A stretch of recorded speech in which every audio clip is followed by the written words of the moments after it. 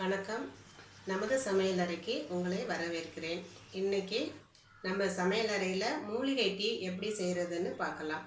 இது சளி இருமலுக்கு எல்லாம் ரொம்ப நல்லது. இதுக்கு தேவையான பொருட்கள் இன்னைக்கு 4 பேருக்கு டீ செய்கிறதுக்கான அளவு சொல்கிறேன். 2 ஸ்பூன் டீ தூள், 4 கற்பூரவள்ளி இலை, இதை ஓமவல்லி இலைன்னு சொல்லுவாங்க, ஒரு சின்ன துண்டு இஞ்சி, 3 ஏலக்காய், 10 மிளகு, பால் 2 கப்பு, தண்ணி 2 கப்பு.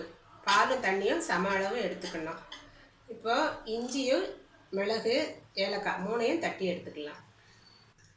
இப்போது பாலும் தண்ணியும் கலந்துக்கலாம்.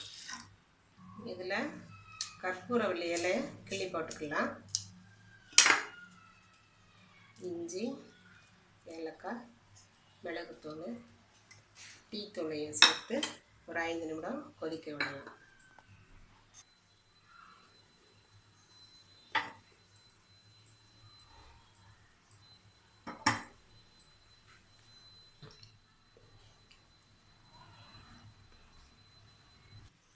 அடுப்பை ஆஃப் பண்ணிட்டு வடிகட்டிக்கலாம்.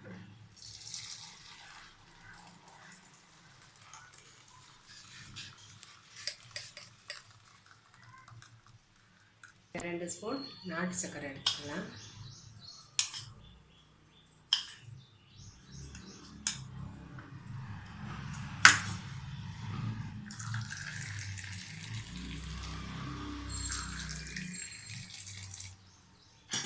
அவ்வளோதான், மூலிகை டீ தயாராகிடுச்சு. இந்த மாதிரி இதே அளவோடு நீங்களும் உங்கள் வீட்டில் செஞ்சு பாருங்கள். எப்படி வந்ததுன்னு எனக்கு கமெண்ட்டில் சொல்லுங்கள். இந்த ரெசிபி உங்களுக்கு பிடிச்சிருந்தா ஒரு லைக் கொடுங்க.